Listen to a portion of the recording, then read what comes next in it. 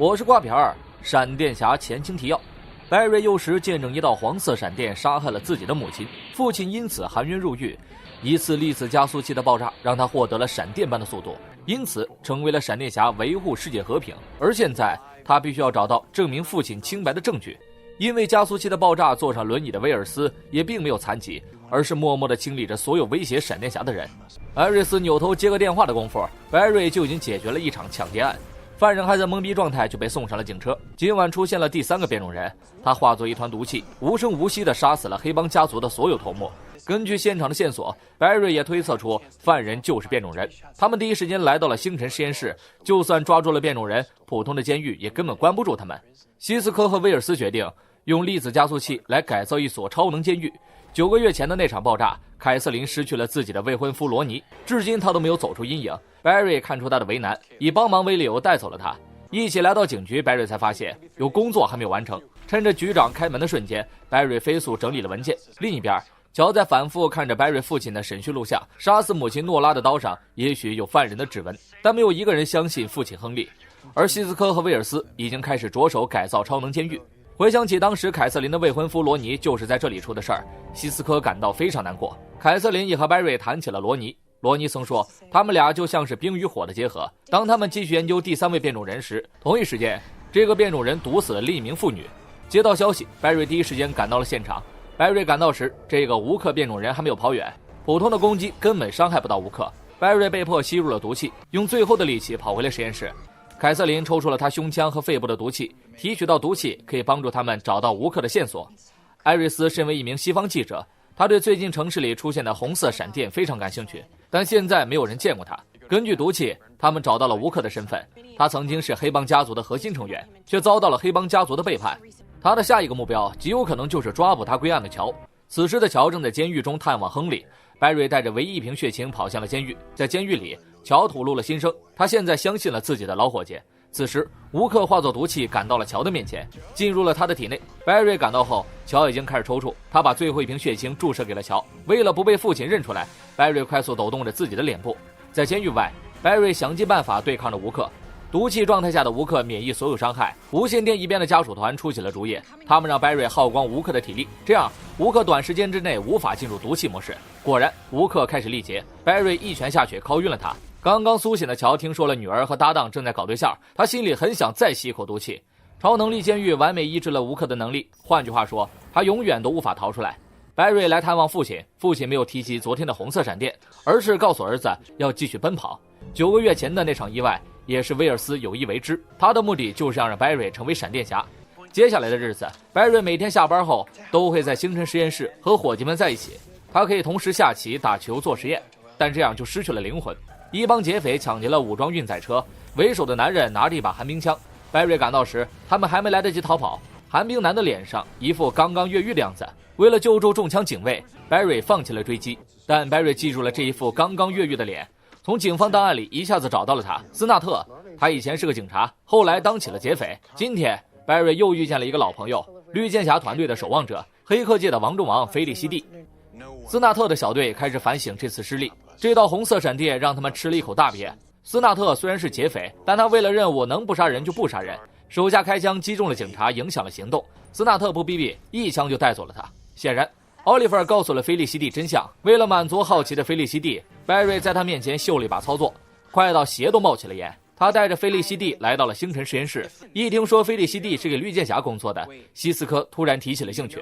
在定制跑步机上，白瑞总是尝试自己的极限，但现在没有人知道他到底有多快。另一边，斯纳特得到了一把硬货，星辰实验室研发的冷冻枪。斯纳特拿队友做了一次实验，便永远地堵住了他的嘴。白瑞和菲利西蒂开起了 party， 斯纳特也开始了独自行动，还不忘给小朋友分半块口香糖。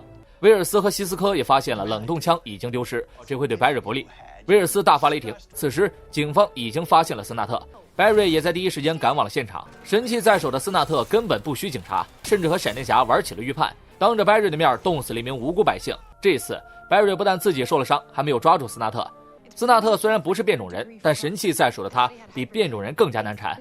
是希斯科打造的冷冻枪，他起初是为了防止白瑞变成坏人，但现在落到了坏人手里，小队开始出现了信任危机。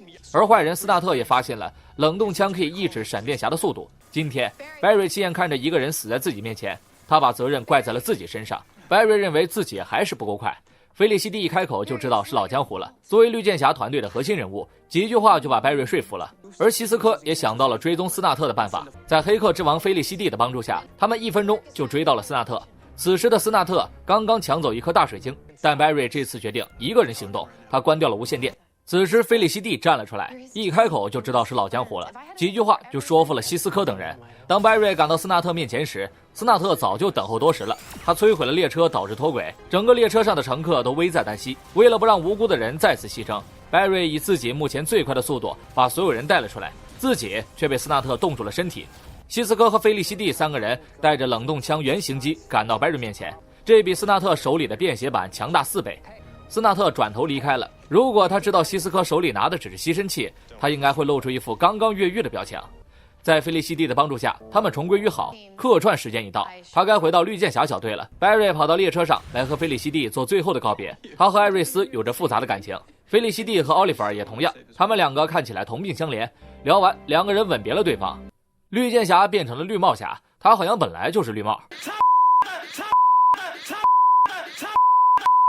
另一边，斯纳特找到了一个自己的老伙计，并且给他带来了一把烈焰枪。而 Barry 遇到了一个大麻烦，他因为新陈代谢太快，喝多少酒都跟没喝一样。今天晚上发生了一起袭击案，一栋大楼发生爆炸， Barry 立刻赶到了现场。一个擦玻璃的工人受到牵连， Barry 想到一个疯狂的办法，他要靠速度实现飞檐走壁。而他的疯狂举动被西方记者艾瑞斯看了个正着，吓得 Barry 赶紧开始面部抽搐。有了前几集的经验，任何无法用科学解释的案发现场都有可能是变种人干的。不巧的是，这个案子被军方强行承包，警局已经无权干涉，因为嫌疑人正是军方的人，所有希望都寄托在闪电侠团队。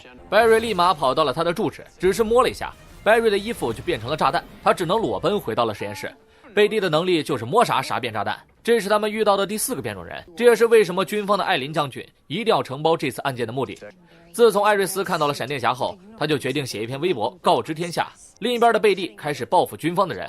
Barry 赶到后，贝蒂已经中弹被军方包围， Barry 只好把他带回了实验室。大家给他解释了一遍粒子加速器爆炸，为了帮助贝蒂解决超能力，他们必须进一步做实验。但击中贝蒂的子弹其实是一枚追踪弹。艾琳已经带人来到了实验室，早就认识他们的威尔斯劝退了他们，小队立刻开始实验贝蒂。更坏的是，艾瑞斯实名制发布了一篇微博， Barry 既然不能说服他，就只能闪电侠来说服他。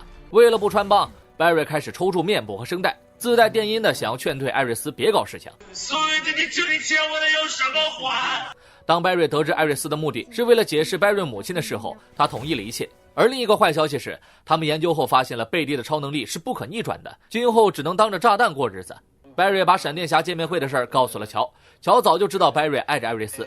Barry 这么多年都不敢说出口。晚上，威尔斯独自见了贝蒂，他告诉贝蒂，既然已经不可逆转，那你可以去杀死艾琳，防止他折磨别人。第二天，贝蒂就一个人包围了整个部队。贝蒂把弹珠当成炸弹袭击了艾琳。就在他准备摸一把艾琳的时候， Barry 赶了过来，还没解释几句呢，艾琳就对着贝蒂开了枪。贝蒂临死前本想告诉 Barry 威尔斯真正的面目，但是编剧不让说。贝蒂死后，他自己变成了一个堪比核弹的物质。Barry 想到了一个更疯狂的主意，他要水上漂，但他必须要快到每小时1000公里以上。Barry 抱着贝蒂开始水上漂，一直奔向了大海的方向。在最后一刻时，把贝蒂放进了海里。巨大的爆炸差点引起海啸，但 Barry 又一次突破了自己。回家后， Barry 本想告诉艾瑞斯自己就是闪电侠，但他还是没有说出口。为了庆祝，凯瑟琳给 Barry 调制了一小瓶浓度高达500的蒸馏酒，一口闷了以后， Barry 晕了几秒就恢复了正常。而艾琳再一次找上了威尔斯博士。今天他看到了闪电侠，他察觉到了粒子加速器对军队大有用处，但博士压根儿不屌他。如果艾琳还敢来找他，威尔斯就准备弄死他。但艾琳手中有着他的把柄。5年前，威尔斯养了一只叫做格鲁德的大猩猩，粒子加速器爆炸当晚，格鲁德失踪了。我是瓜皮儿，下期见。